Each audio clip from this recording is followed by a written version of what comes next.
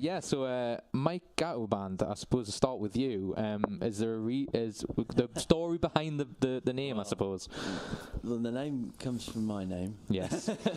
No, so basically, I didn't want it to make it sound egotistical, is basically what I'm getting at. Well, what happened is, so for quite a long time I was a solo artist, kind of started a solo career, and I really wanted to turn it into a band, and I played a gig where a couple of guys from a festival wanted to book me as a band, and they assumed that I could get that done, and I asked these guys, because I've been working with them. Also, the other guy that's not here, I should mention, our bassist isn't here. Yeah, okay. Jamie, where are you, Jimmy? Our bassist isn't here, so he's the guy. I was good friends with him for years, and that's how it came about. And I guess it sounds stupid, but like, because I'd already worked on a solo career for so long, I guess there was quite a lot of things going on with that name, the Mike Gatto as a name, and adding band to the name just seemed like an easy step.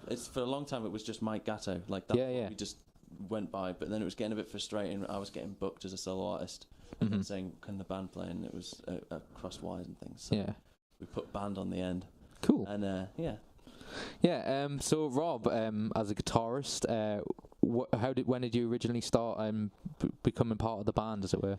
Well, basically, I've run open mic nights in and around Newcastle for a few years now, as has Chris. It's actually how we met. And Chris and I sort of came up with an idea that we would start a covers band, make some money basically, and then use that money to like fund a tour or pay for recording time or whatever else.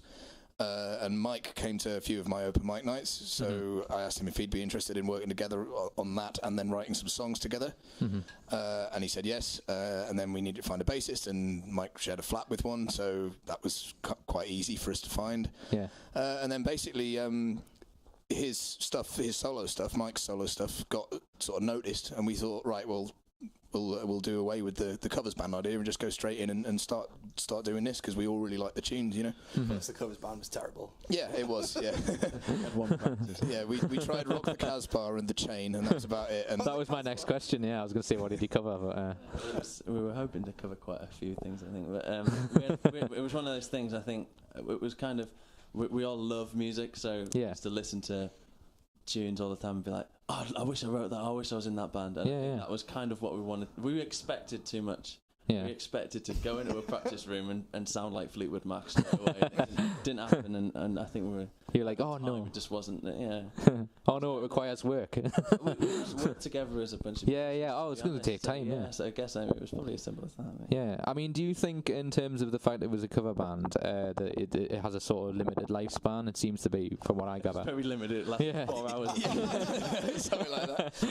Well, I didn't want to say, but well, to be fair, I'm in a covers band now, and I've done quite a lot of club band work and stuff like that. And the band I'm in now, the drummer actually has been he's a promoter as well, and he's been doing quite a lot of stuff for us. And they kind of went hand in hand for quite a while. So I'm still doing the covers thing now. But to be honest, really the end game was always to be in an originals band and to be writing and arranging music together. So it was always the plan was for it to have a short lifespan, really. So even we even knew that from the beginning. Should have been the name of the band. So Chris, drummer. Yes. How did it come about for you? I know we sort of touched on it with Rob, but it was weird. I think Mike was recording an album, the album prior to the one obviously we're releasing an EP in the summer. So the album that came out before that, Tour at the Club, Mike was recording that, and he actually called me to give me the job to play the drums on the album, and I didn't pick the phone up to him, so I missed the opportunity to be on the album there. So, but I think after the fact, and it was all kind of like, well, we all know each other, so is there a drummer we know who's not a weird human being who can come and play, and we'll all get along with him and stuff? And I think that turned out to be me, so that was all right. It's just me being friends with Rob more than anything. We kind of thought, well, forget about the not weird thing, we'll take him anyway.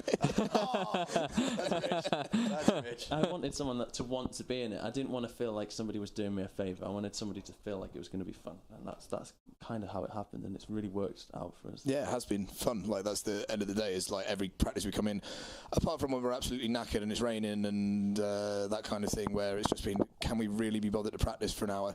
Other than that, we have enjoyed every second of working together. Like, it's been there hasn't been a fight, there hasn't been any kind of clash of egos or anything like that. It's just been really, really easy for us to get on. Yeah. Excellent. Well, speaking of that, I'm going to obviously talk about your EP that you say that's going to be out during the summer. I know you're recording at the minute and all that kind of stuff. But I'm going to play your first track now that you brought with you.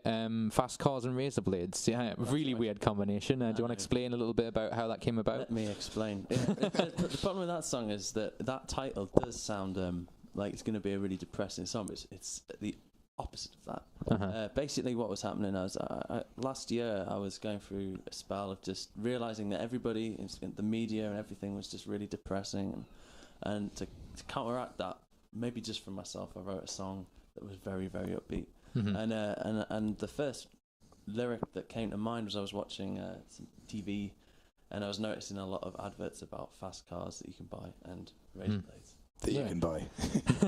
First, anyone can buy. Yeah, exactly. Well, there seemed to just be the main thing. Maybe it was around, I can't remember if it was around Father's Day, maybe in June, I don't know.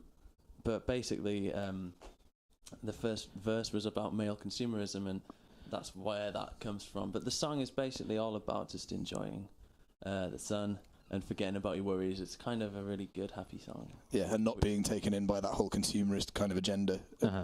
And just having a good time, and yeah. Brilliant. Okay, well, this is Fast Cars and Razorblades by the Gatto band, and we'll be back with Mike, Rob, and Chris from the band right after this.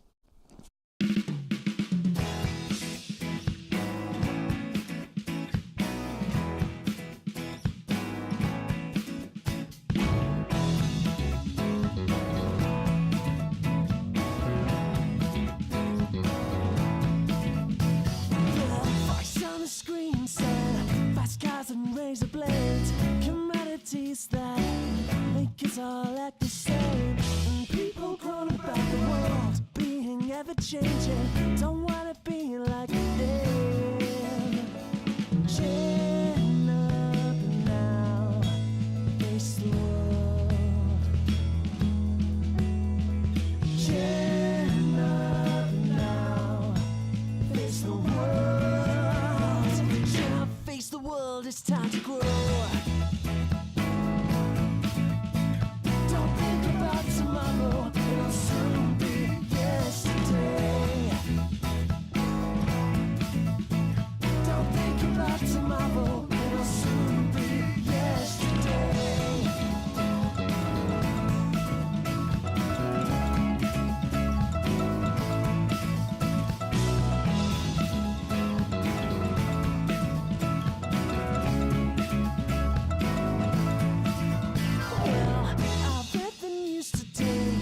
Country's going nowhere and jobs are running out. Summer will soon be over. Right now the sun is out. The beer garden's open. More jobs will come around. The fun is never over. Chin up now. Face the world. Chin up now. Face the world. Face the world, it's time to grow.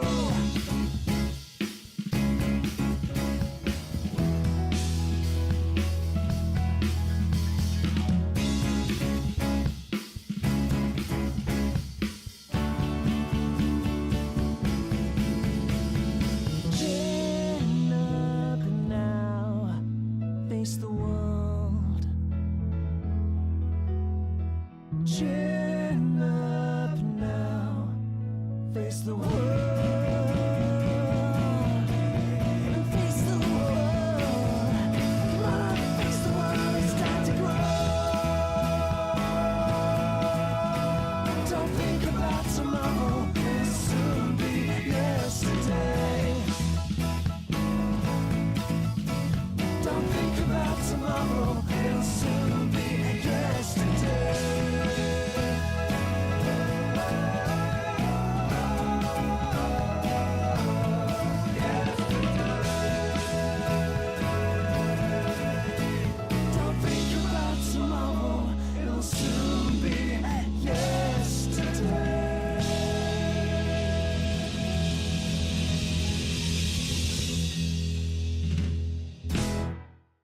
And that was Fast Cars and Razorblades with the Mike Gatto band, and they're still with me here in the studio. I'm always intrigued to know, and I ask this a lot with when bands come in, is how it kind of comes together in terms of, you say you're currently recording for your EP, which we'll get to in a minute. How is the process for you in terms of, does it start with the lyrics and the song, or does it kind of go, do you just jam with each other? How does it work? Basically, I guess at the moment it starts with me writing a song, just because I like working like that. And in terms of making it into a band record, we do sort of. There's a lot more collaboration than there was originally, because what happened when we first formed the band is I presented them with the 2 records that were out and said, can you basically learn this? There was one track that needed to be arranged as a full band. That was the phone box, which will be the one that's played later. Yeah, cool. And that's kind of how we work now. Is we hear the song. I write songs in a very sort of. I'm very much like try to write as catchy a song as possible. Nice chord progressions, so that there's a lot of options for the accompanying instruments. And that's sort of come to light more recently, I think. Like when we first heard Mike's stuff before we were in the band, like with the intention of sort of learning it and whatever, we put our own kind of stamp on it. But now that we've been gigging for quite how long? A year and a half, something? Yeah, it's a while. Like it's sort of evolved from us having our stamp on it to now we have collaborated that much because we've changed bits and we've added bits in and taken bits out and that kind of thing. So it's kind of cool, because I mean on the EP that we're bringing out, there's going to be 4 tracks that are new, no one's heard. The phone box is a kind of a remake, but it's basically new. And then 2 live tracks, a song from each of the previous records, that just to kind of show people that maybe have heard the original stuff, just how much stuff's evolved. I feel like the band sound is very different from that, and I think it's important to put that on a record. Like we brought the rock to this band. We've all got different influences, which has helped to sort of build the general kind of ambience of the music that we're coming together to arrange now. I think Mike's had.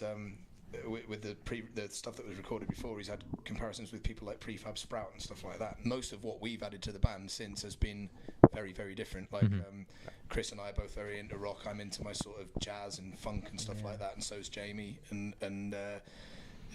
it has completely changed the style. I do feel that maybe we went too rock to start with. I think we all got a little bit overexcited, right? Especially me. We forgot about the dynamic. Yeah, I think we're a very, very dynamic live band. Yeah, we've definitely now sort of toned it down to. We found the happy medium between what we were, what I was, and then. But you can make an impact with being loud. But if you're loud all the time, it loses its value. So I think when we play now, it sounds like we've actually thought about the volume from verse to verse and chorus to chorus. You know.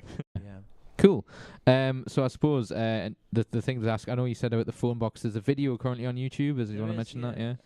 I'll let Chris explain this, just because. I think you said he produced it first, didn't you? Well, that's what you I was the person who happened to own the powerful enough computer to edit it, and who could be bothered. Welcome to spend aboard. 2 solid days editing it. Okay. Without any real knowledge of. Do you think you did it? Do you think you did a good job? We did a great job. And what we like about that video is, and you can search it. It's as simple as going on YouTube and searching Mike Gatto band. The phone box, and it'll come up. Or go to the channel, which is Mike Gatto TV. Although if you're actually watching this on YouTube right now, then it's about to come up anyway, because we're going to stick it in the videos. Yeah, that's true. Yeah, just to mention that again. I'll mention that we are actually recording this, so you'll probably you'll see it in the video. Yeah. Well, in fact, it was all filmed by Chris, who's behind the camera now. Chris, in the corner give him a wave, Chris. and obviously for radio purposes, he did wave. Yeah, he did wave. Spent no money at all. It was completely exercise in how cheaply can we do this, because we're so poor. Because the track was recorded, produced for free. Like, you know, I used the studios at my university, which I'm graduating from this year. A real job. And another studio. Yeah. And then produced it myself. The only thing we paid for was mastering, and that was literally the only thing. And we wanted to experiment, see what we could do for free. So like we love the video just because of that, because we set out to do something and we managed to get it done. I mean, like, people can say what they want about it and pick flaws with it, but at the end of the day, it means a lot to us. Because it wasn't supposed to be perfect. No. It was, we don't have a Ridley Scott in the band. It was the best we could do, and some stuff worked out quite well because some of the cameras, the quality wasn't great. Yeah, but it seems to somehow work in the context of the video, which you'll all see. But yeah, all that leaves me to say is thank you so much to Mike, Rob, and Chris for coming in. Thanks for joining us. Just quickly, do you want to mention how the phone box came about? Well, oh man, as I said before, it's an older song. So it came from my first EP. It was an acoustic track originally, and it's just a song. It's kind of a song about going insane. So it's a little bit good way to end the show, I think. Yeah, a little bit dark, but it was written about just things I was going through at the time. It was a long time ago, and I guess it means a lot to me that the fact that the phone box is kind of a metaphor for alarm bells ringing. Like that's. So there's a lyric in there with the phone box rings for you, and it's kind of me telling myself that I'm going mad. It's obviously, to be quite honest, that song, there's as much as there is some personal stuff in there. Yeah. I do try and write sometimes from like a story, like not necessarily about me. Sometimes it's not. Sometimes I'm kind of making it up, fiction. That's the one. Yeah. The word fiction out there. But yeah, sometimes there's just an element of artistic license in there. I didn't go mad. But I was just going through a bit of a funny spell. And I hope that's reflected in the track. Yeah, excellent. It's worth mentioning as well that because it was an acoustic track originally, when we got that track to learn and work on it, that was really the first one where all we had was the bare bones of the song. So we kind of started from scratch as a band, whereas the other ones, we tried to make it sound a bit like what had already been recorded. With this one, and when you said it used to be an acoustic track, when you hear it now, there's no way you would ever think it was ever an acoustic track by listening to it, because it's just so different to how it sounded originally. Yeah, so it's really your collaboration. So I think that's the best way of ending it, really. So as I say, thank you to Mike, Rob, and Chris for coming in and obviously giving us the tracks. This is a very thank you for having us. No problem. It's been a pleasure, and like I say, to end on the show, I'm going to play Phone Box by the Mike Gatto Band. I've been Stephen Hesse, and I'll see you very soon. Take care.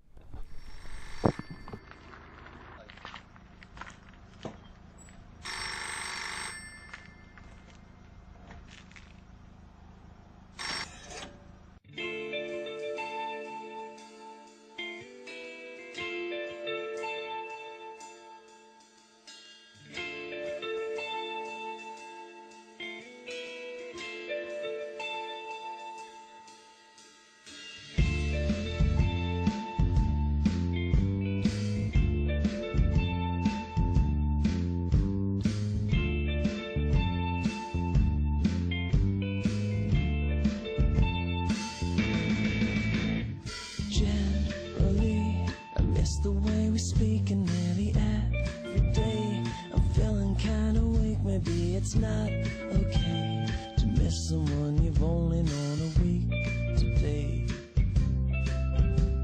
Am I the freak that put this thing together? Is my mind so weak? Just used to feeling better. Can I hold my head above the rushing clouds that blow my sanity away?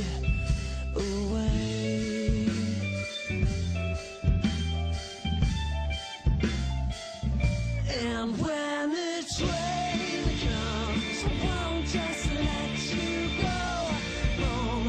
I'll knock you to your knees. Now I'll beg you, darling, please don't go.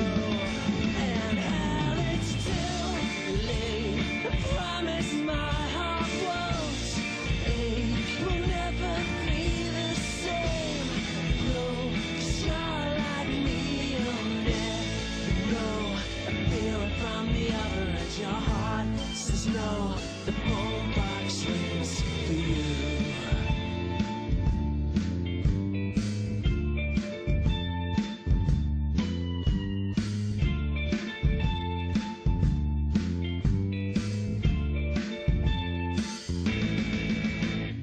I was scared of feelings that I'd never known, and I began to think my life was letting go. My eyes were seeing things that made me crazy. What's that sound? I'm sure there's someone sneaking up. I turn around, can feel the shadows creeping up, and I was sure this could never lead me to myself. I'm someone else.